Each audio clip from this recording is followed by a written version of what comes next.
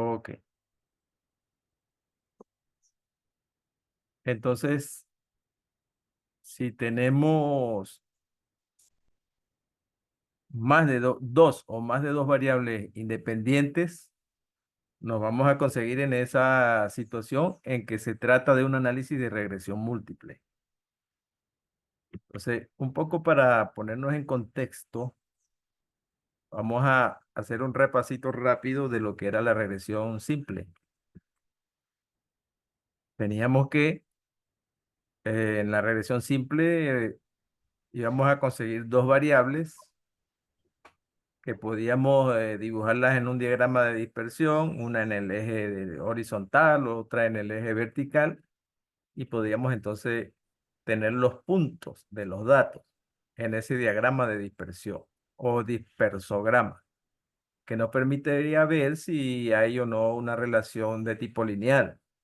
De manera que si los puntos van progresivamente de mayor a menor, como en este caso, diríamos que sospechamos de una relación lineal inversa o negativa, pero que si los puntos van ascendiendo, como en este otro caso, entonces sospecharíamos de una relación lineal positiva o directa.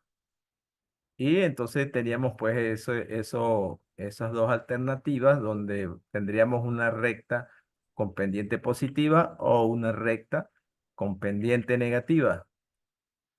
O podría ocurrir también que los datos no se relacionen linealmente, sino que se relacionen de una manera diferente. Matemáticamente hablando, pudiera ser una relación cuadrática, logarítmica, exponencial, etcétera, ¿no? Entonces, cuando hablamos de la regresión simple, decíamos que vamos a tener un modelo de regresión donde tendríamos una variable dependiente que va a depender de una independiente que llamamos X, y vamos a tener además una variable adicional que son los errores, y dos parámetros en el modelo. Un parámetro beta cero, que es digamos, el intersecto o el corte con el eje vertical, y un parámetro beta uno, que es la denominada pendiente, ¿no? El coeficiente que siempre acompaña a la variable independiente. Bien, y por otro lado, eso es si si tenemos todos los datos de la población, pero si, como ocurre normalmente que no tenemos todos los datos, sino que tenemos es una muestra, entonces tendríamos que plantear, como se ve allí, un modelo de regresión de la muestra.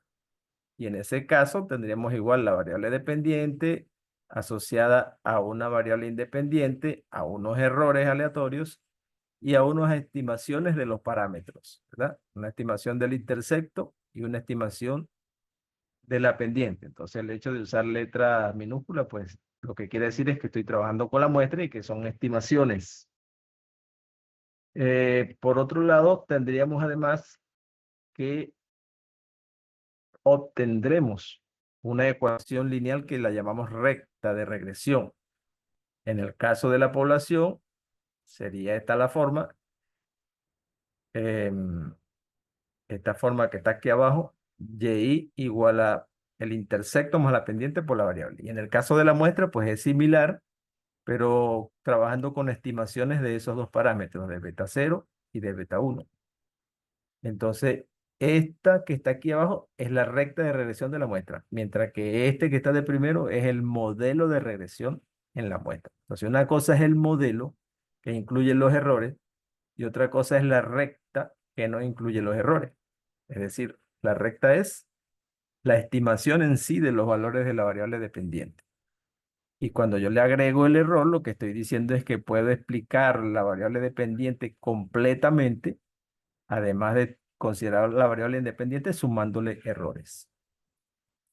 Eh, entonces, así pues teníamos la regresión en la población y la regresión en la muestra. Por otro lado, era importante ver cómo estaban constituidos los errores. Los errores, como vemos aquí abajo en este elipse, los errores no son más que el valor observado de la variable menos el valor estimado por la recta de regresión. Es decir, gráficamente, si yo tengo un punto que está sobre la recta y un punto que no está sobre la recta, que digamos corresponden al mismo valor de X, lo que estoy diciendo es que tengo el valor observado, el que está fuera de la recta, y el valor estimado por la recta, el que está sobre la recta. Entonces, esa diferencia entre lo que yo observo y lo que puedo estimar con la recta, esa diferencia es lo que yo llamo error. Esos son los errores. Los valores que yo observé en la muestra menos los valores que yo estimé con el modelo de regresión. Eso es lo que llamamos errores o residuos, también le decimos. Entonces, un poco para efectos de la interpretación de los parámetros B0 y B1, B0 es el intersecto, es decir, el corte con el eje vertical, y beta 1, que es el que acompaña a la variable independiente, es la tangente de la recta, es decir, el parámetro que me mide la inclinación de la recta en términos de la tangente del ángulo que forma la recta con la horizontal, ¿no? Tengo la recta de regresión y tengo la línea horizontal, entonces el ángulo que se forma allí, alfa, me permite obtener la tangente de esa recta, es decir, el grado de inclinación. Entonces, mientras este beta sea positivo, lo que me dice es que tengo una recta que va en crecimiento. Pero si ese B1 se me vuelve negativo, me va a indicar que es una recta que está decayendo, es decir, tiende a disminuir. Bueno, entonces es importante recordar el signo de beta 1 porque me indica cómo es la regresión, si es directa cuando es positiva o si es indirecta cuando es negativa. Recordemos que cuando es positiva lo que significa es que para valores positivos de la variable independiente, pues siempre la variable dependiente va a tender a crecer. Y cuando es negativa, lo que me dice es que si yo incremento la variable independiente, la variable dependiente va a tender a, a disminuir. Entonces, es importante ver la pendiente, el beta 1, en ese sentido. Y como vamos a ver más adelante, en el caso de la regresión múltiple, no va a haber uno, sino que van a haber varios B considerados como pendientes. Pero la interpretación va a ser más o menos similar. Nos va a indicar cuando son positivos que tienen una influencia sobre la variable dependiente, que es al incremento. Y cuando son negativos, la influencia sobre la variable dependiente es al decremento o disminución. Bueno, y luego estaban las ecuaciones para hallar beta 0, beta 1 y R, que es el coeficiente de correlación de Pearson, que tiene su forma y que el programa que hemos estado utilizando lo calcula rápidamente. Por otro lado, el coeficiente de determinación, que es importante siempre tenerlo en cuenta porque es el cuadrado del coeficiente de regresión y es un indicador de la proporción de la variación de la dependiente que es explicada por el modelo de regresión lineal. Es lo mismo que decir que es explicada por la variable independiente. Y así se va a mantener también para la regresión múltiple. Siempre vamos a ver el coeficiente de determinación que nos va a indicar si el modelo se está ajustando apropiadamente o no a los datos que están en la muestra. Bueno, allá la vez aquella hicimos un ejemplo con el horas de estudio y la calificación en historia. La idea era que la calificación en historia dependía de las horas de estudio y así corrimos el modelo con los cálculos necesarios, se obtuvo el valor de B1, el valor de B0 también, y finalmente con B1 y B0 pudimos escribir la ecuación, bueno, también obtuvimos el valor del coeficiente de correlación y finalmente nos podía, ese indicador R al elevarlo al cuadrado nos podía indicar el porcentaje de variación de la variable dependiente calificación en historia, que era explicada por la variable independiente horas de estudio, que en este caso era un 83%. Es decir, las horas de estudio explicaban un 83% de la variabilidad en las calificaciones de historia. O también se puede ver como que el modelo de regresión explica en un 83% a la variable calificación en historia. Luego, por supuesto, se planteaba entonces la recta de regresión de la muestra. Si tenemos el valor de beta C, de B0, que es el intercept, y de B1, que es la pendiente, pues podía entonces escribir la forma de la recta de regresión de la muestra. Este es el modelo con el cual se pueden hacer los pronósticos o estimaciones. Es decir, una vez que uno obtiene esta recta, yo puedo agregar valores a la variable X, que recuerden que es las horas de estudio, y entonces yo doy valores a esta X y puedo obtener valores de calificación de Y. Es decir, yo tengo este modelo, yo puedo decir, bueno, y si un estudiante estudia 12 horas, le doy ese valor a X 12, saco las cuentas y el modelo me va a dar un estimado de qué calificación obtendría el estudiante en historia.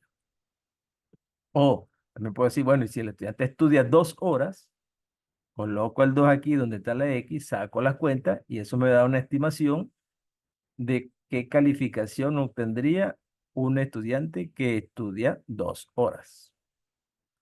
Y si yo recuerdo la forma como están los errores, es decir, los valores que yo tengo observados en la muestra, menos los valores estimados por la regresión, que es esta ecuación. Entonces, si yo tengo esas diferencias, puedo obtener los residuos o errores. Eso se va a mantener también de una manera más o menos equivalente para efectos de la regresión múltiple. Aquí esa ecuación veíamos cómo a partir del modelo de regresión, la recta de regresión de la muestra, podíamos hacer el dibujo. En este caso, esto era el gráfico de dispersión de las calificaciones y las horas de estudio, y teniendo dos puntos, cualesquiera, a partir de esa recta de regresión, en este caso le dimos a X dos valores 0 y valor 4. Cuando le dimos a X valor 0 nos dio 7,6. Y cuando le dimos a X valor 4 nos dio 16,5. ¿Verdad? Aquí están. Entonces, para X igual 0 yo tengo el punto 0,76.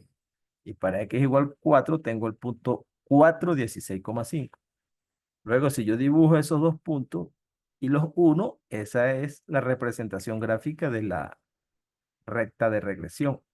Al unir esos dos puntos, esa, digamos, es como yo podría ver gráficamente la ecuación que acabo de obtener a partir de los datos. Entonces, si voy a la regresión múltiple ahora, voy a tener una ecuación más o menos equivalente. Como pueden ver ahí en esa primera parte, vamos a ver si me deja usar los apuntadores.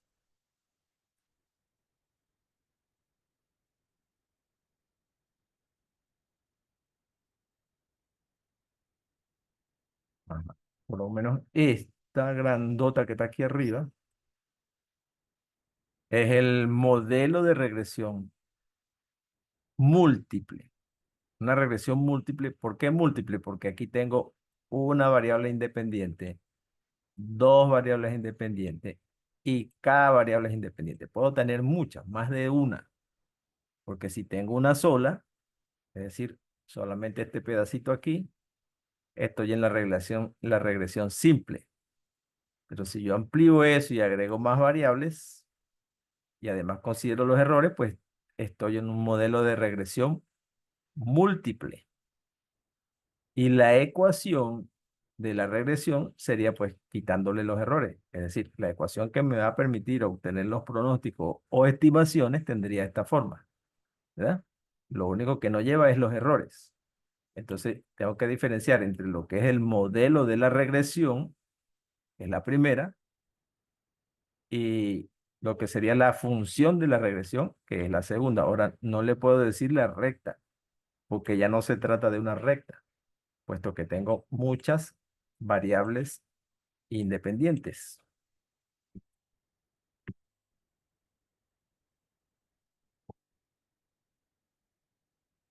En estos casos, en que tengo más de una variable independiente, en el caso muy particularísimo de que tuviese dos variables independientes y una dependiente, yo podría todavía hacer el dibujo, pero sería un dibujo tridimensional, como este ejemplo que estoy mostrando aquí.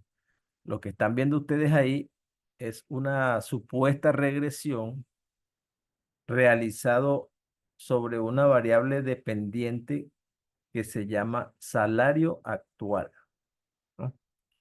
Salario actual.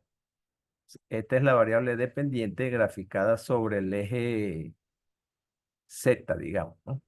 Salario actual. Y está como dependiendo de dos variables que son salario inicial, como primera variable dependiente, y experiencia previa medida en meses, como segunda variable dependiente. Entonces, cuando yo tengo una dependiente y dos independientes, todavía puedo graficar en tres dimensiones. Y entonces, en ese caso, no sería una recta de regresión, sino un plano, tal como se ve aquí. Es un plano que trata de ajustarse a la nube de puntos. Es decir, el diagrama de dispersión aquí no está hecho en dos dimensiones, sino en tres. Entonces, cada puntico de estos representa una observación de un individuo de la muestra, que tiene tres componentes. Tiene un valor para X, tiene un valor para Y y tiene un valor para Z. Es decir, tiene tres coordenadas. Por lo tanto, son datos tridimensionales. En ese caso, aún se puede graficar. Y lo que saldría no sería una recta de regresión, sino un plano de regresión, tal cual como está aquí. Entonces ahí sería como tratando de ajustar un plano a los puntos. Fíjense que aquí aparece lo que sería el plano. Aquí, esta ecuación que está aquí arriba sería la ecuación del plano, porque tiene tres dimensiones, X, Y y Z. Entonces tengo también allí, eh, tengo un valor del intercepto y tengo lo que pudiéramos llamar dos pendientes. Fíjense que la variable dependiente, que es salario actual, es igual a un valor que, según esa ecuación, dice, es igual a 3.850,72. Eso es lo que sería, digamos, el intersecto del plano con el eje de la variable dependiente, que es el vertical. Este es el eje vertical. Entonces me está diciendo que el plano está cortando a ese eje en ese valor. Ese es el intersecto. Y por otro lado, tengo 1,92 multiplicado por Salini, que es salario inicial. Es decir, que este sería el valor de beta 1. Beta 1 en este caso vale 1,92. Y tendría para la segunda variable un beta 2, que en este caso es negativo y vale 22,4. La segunda variable es experiencia previa, ¿no? Experiencia previa en meses. ¿Esto qué significa? Esto significa que cada cambio que se produzca en el salario actual significa que se debe a una variación de 1,92 en salario inicial y se debe a que por cada cambio que ocurre en el salario actual, por cada experiencia, la experiencia en meses, como tiene coeficiente negativo, significa que cuando yo tenga menos experiencia, es decir, que el salario y la experiencia varían Este indicador me está diciendo que varían inversamente. ¿Eh? Es decir, menos experiencia. Bueno, entonces está extraño porque este debería ser positivo, porque la experiencia depende mucho perdón, el salario depende generalmente de la experiencia, ¿no? Es decir, a mayor experiencia debería haber más salario, pero eso no es lo que me dice este indicador que está aquí. Este es un ejemplo que saqué de un libro, pero no me había cuenta de ese detalle. Aquí la menos experiencia, menos salario. Más experiencia, más salario. Por lo tanto, no deberían estar variando de manera inversa, pero eso es lo que está diciendo aquí, que está variando de manera inversa. Bueno, entonces, estos dos serían, digamos, los equivalentes a las pendientes. Este sería la pendiente uno y este sería la pendiente 2. Y este es el coeficiente de correlación al cuadrado, es decir, el que vimos como coeficiente de determinación. Entonces, este coeficiente me está diciendo que este modelo de regresión me está explicando la variabilidad del salario actual en un 79%. ¿Eh? El modelo de regresión que tengo ajustado para explicar el salario actual en función de dos variables me explica el 79% de la variabilidad en el salario. ¿Eh? O, dicho de otra manera, el modelo tiene una buena representación, tiene un buen ajuste, podríamos decir, porque ya que 79% podemos considerar que es un porcentaje alto, pues, de explicación, casi 80%. Ese es una posición, pues, buena. eh, un nivel de explicación, de ajuste del modelo se puede considerar bueno. Es decir, la experiencia previa y el salario inicial conjuntamente explican, digamos, de manera satisfactoria los cambios que se producen en el salario actual. Eso, digamos, para poner un ejemplo donde hay solo dos variables independientes. Hasta ese punto puedo hacer gráficos, pero cuando ya hay más de dos, que tengo tres variables independientes, cuatro, cinco o más, ya no es posible hacerlo gráfico. Se puede hacer gráfico porque ya estaría hablando de un espacio de cuatro dimensiones, cinco dimensiones, y es imposible dibujar eso.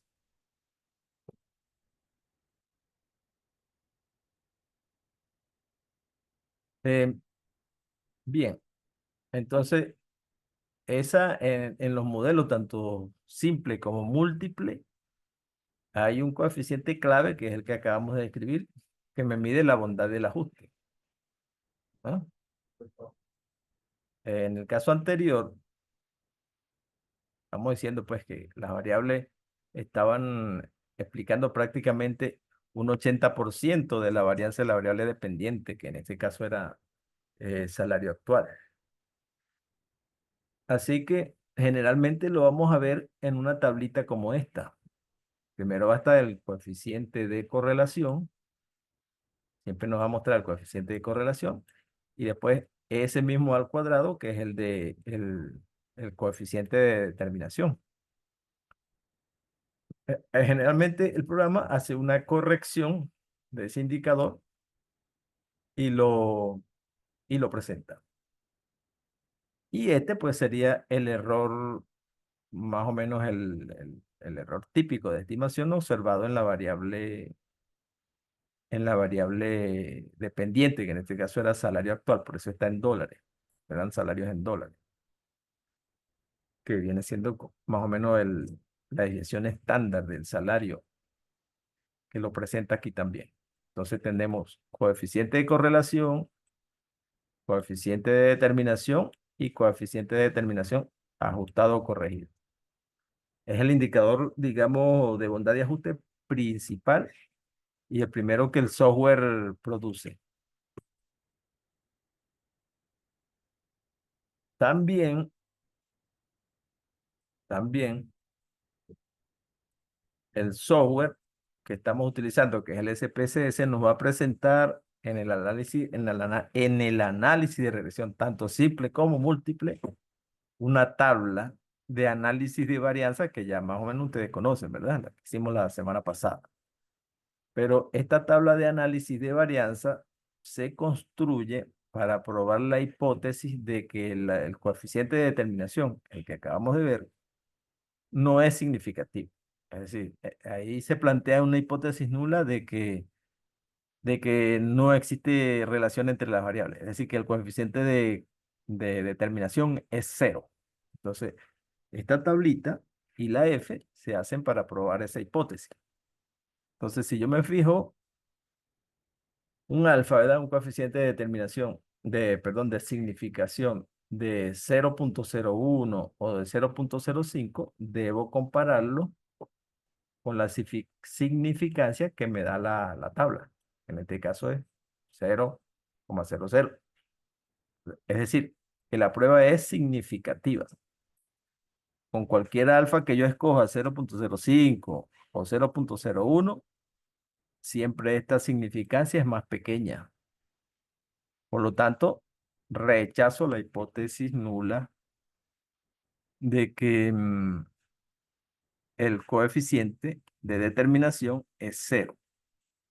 Significa que no es cero, pues. No lo rechazo.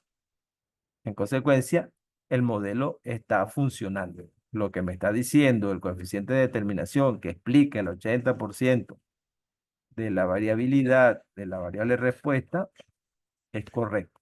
Está bien. No me está diciendo mentiras. Entonces, esta tabla sirve para probar eso. También esta tabla la puedo ver como que, bueno, en el caso de la regresión simple me servía para probar hipótesis sobre la pendiente, pero como aquí tengo dos pendientes, entonces este no se refiere a una pendiente en particular, sino al coeficiente de determinación, así como lo expliqué, y eso envuelve a todas las pendientes, a todos los B, ¿sí? Porque si yo digo que el modelo está funcionando es porque todas las pendientes están, digamos, haciendo su trabajo.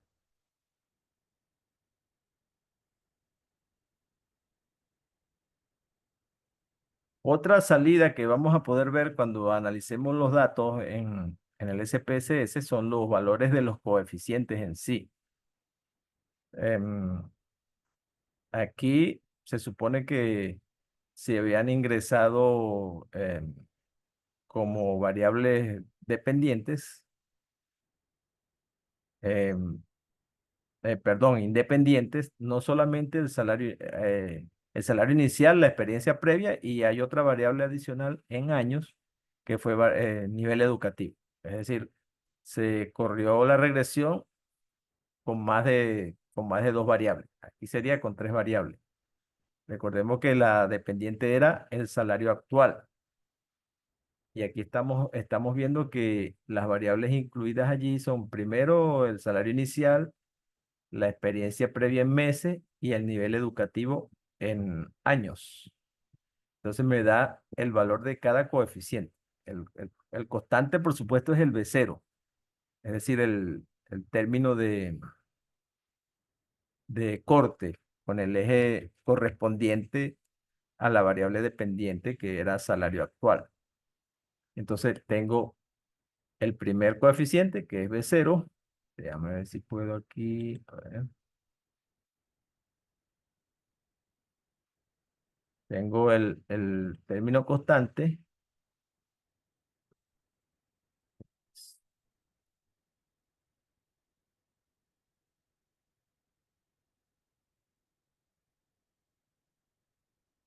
El término constante que es este, el B0, la primera pendiente que es B1, la segunda pendiente que es B2 y la tercera pendiente que es B3. A cada variable le corresponde un beta, ¿verdad? Un beta, beta 1, beta 2 y beta 3. O B1, B2 y B3, las tres pendientes. Y luego presenta digamos, son como las desviaciones estándar de cada uno de esos coeficientes. También presenta esos mismos coeficientes estandarizados. Estandarizado, recuerden, es que le resta su media y lo divide entre su desviación típica. Esto es importante para algunos cálculos, pero a nosotros nos interesa ver es cómo voy a construir mi modelo de regresión que va a ser con estos coeficientes. Sin embargo, también me da una prueba T para cada uno de esos coeficientes para ver si esos coeficientes son significativos o no. ¿Qué significa esto? Esa prueba T me permite verificar la hipótesis nula de que el coeficiente no sirve, digámoslo así, de que el coeficiente es cero. Para el caso del intersecto, esa hipótesis no es muy importante. Para este caso no es muy importante. Pero para estos tres, que son las tres pendientes, sí es importante. Porque en esa prueba yo estoy diciendo que la pendiente es cero. Una pendiente cero significa que no hace ninguna contribución al modelo. Por lo tanto, aquí yo estoy probando la hipótesis de que, de que las variables no hacen contribuciones al modelo de regresión múltiple. Entonces, por ejemplo, para salario inicial, la significancia que me da es 0,0. Si yo lo comparo con 0,05 o 0,01, automáticamente rechazo la hipótesis de que el coeficiente es cero. Si esa pendiente no es cero. Y lo mismo ocurre con los otros dos. Todas estas significancias son bastante menores que 0,01 y 0,05. Vamos a utilizar como siempre 0,05. Todas son menores que 0,05. Por lo tanto, rechazo la hipótesis de que esas pendientes no funcionan o son nulas. Por lo tanto, este modelo va para adelante. Ese modelo iría para adelante. Es decir, me está funcionando. Las variables que incluí y que me explican 80% de la variabilidad de la dependiente, que era el salario actual, funciona. Están funcionando. Entonces yo no debería sacarlas, debería dejarlas porque sus coeficientes son significativamente diferentes de cero. Si tuviese que construir entonces la ecuación, fíjense, tengo el pronóstico, es decir, la estimación en el salario. Aquí le dice pronóstico, es la estimación, es lo mismo. El pronóstico en el salario actual sería igual, la ecuación sería el intersecto, fíjense que es 3 menos 3 6 6 1. La primera pendiente 1,74. La segunda pendiente 16,7. La tercera pendiente 7,35. Esos son los valores precisos.